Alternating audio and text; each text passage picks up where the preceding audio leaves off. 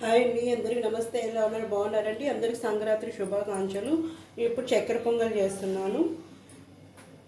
ఒక కప్పు పెసరబ్యాళ్ళు, పెసరపప్పు తీసుకున్నాం.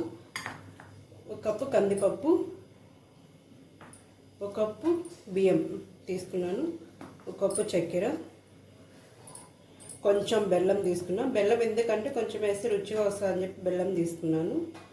దాంట్లో పచ్చి కొబ్బరి ఇట్లా కట్ చేసి పెట్టుకున్న చిన్న ముక్కలు, తినేటప్పుడు పంటికి తగిలితే బాగుంటుంది అని చెప్పి చిన్న ముక్కలు కట్ చేసి పెట్టుకున్న. ఈ దోస విత్తనాలు అంటే ద్రాక్ష ఇన్ని తీసేసుకున్నాను.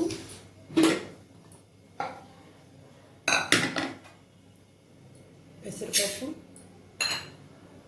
బియ్యం, కందిపప్పు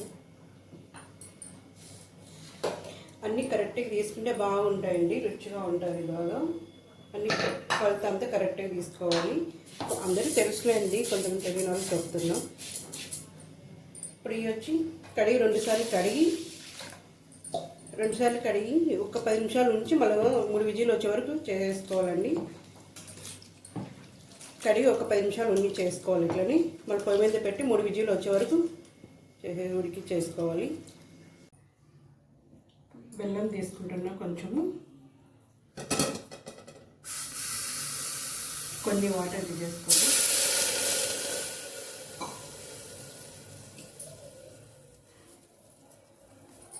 ఇది కరిగిచ్చేసుకుంటే సరిపోతుంది.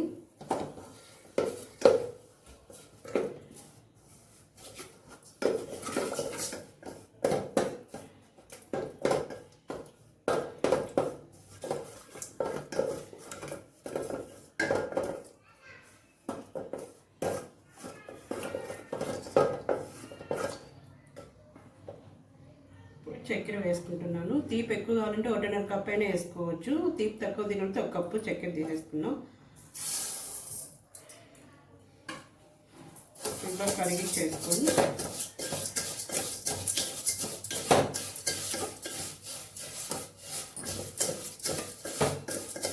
ఇది కరిగిపోవాలి బాగా.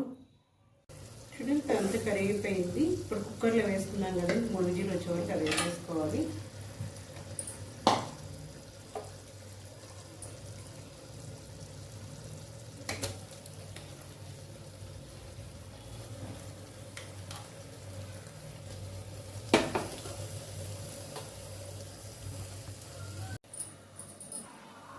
ఇంత బాగా తిప్పేసుకోవాలంతా.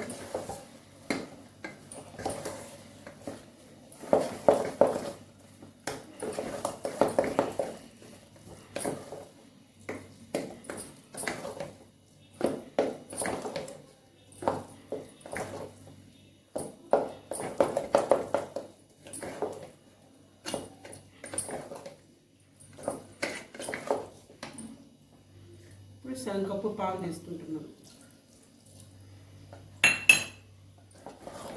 ఇట్లా ఒక 15 నిమిషాలు ఇట్లా ఉడిచేసి దింపేసుకుంటే సరిపోతుంది. 15 నిమిషాలండి, ఇది ఉడికిపోవాలి బాగా. చూడండి ఇట్లంతా మెత్త ఉడికిపోయింది. ఇప్పుడు వచ్చి నెయ్యి 2 స్పూన్లు వేసుకుంటున్నాం.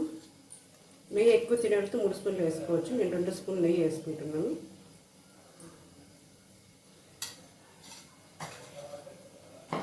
ఈ ఫ్రై చేసి పెట్టుకున్నాను కదండి, ఇంతకుముందు మీకు చూపించాను కదా కొబ్బరి అయ్యి నెయ్యిలో ఫ్రై చేసి పెట్టుకున్నా. ఇప్పుడు దీంట్లో వేసుకుంటున్నాను.